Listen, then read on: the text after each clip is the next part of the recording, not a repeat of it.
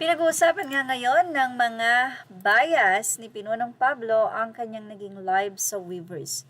Ilan sa mga naging komento ay ang pagsasabi nga ni Pinunong Pablo na kanya-kanyang trip lang daw ito dahil sa kanyang pagkain ng lugaw na 11 a.m. na. So, ibig sabihin kasi lunch na yun. Pero dahil kakagising nga lang niya, ang kinakain niya ay lugaw and fruits. Kaya sabi niya, kanya-kanyang trip lang yan. So, say na mga fans, nag-attitude na naman itong si Pinunong Pablo.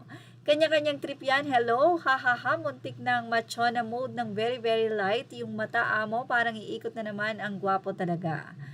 Well, ang sarap sa puso ng magandang umaga, apaka-effortless, magpakilig. Yes, mas pogi si Pinunong Pablo kapag ka walang makeup. Nakakadimple habang ngumunguya.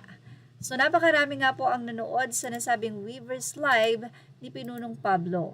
Pero may isa pong tanong na kinagulantang ng mga fans ang naging sagot ni Pablo na nag-atitsyo na nga ito.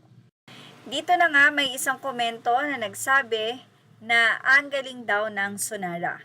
Narito naman ang sagot ng pinuno ng SB19. Say ni Pablo, the President, dapat lang. Nakakatuwa naman ang naging komento dito ng mga fans matapos ngang sabihin ni Pinunong Pablo ang salitang dapat lang. Say nila, parang natakot ako doon, ha ha ha. Ako rin, feeling ko ako yung nag-training tapos nagkamali, may malupit na side eye kay Pablo.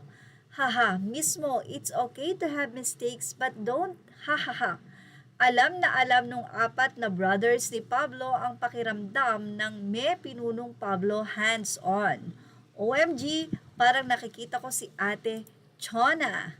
Loki Ate Chona siya dito. Hahaha, guys, napaka-pogi.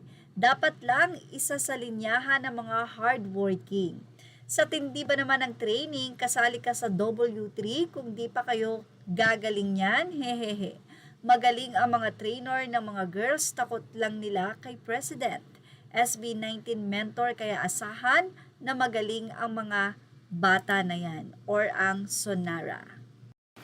Talaga namang itong si Pinunong Pablo, napaka-straight to the point pag sumagot. Hindi na talaga siya nagpapaligoy-ligoy pa.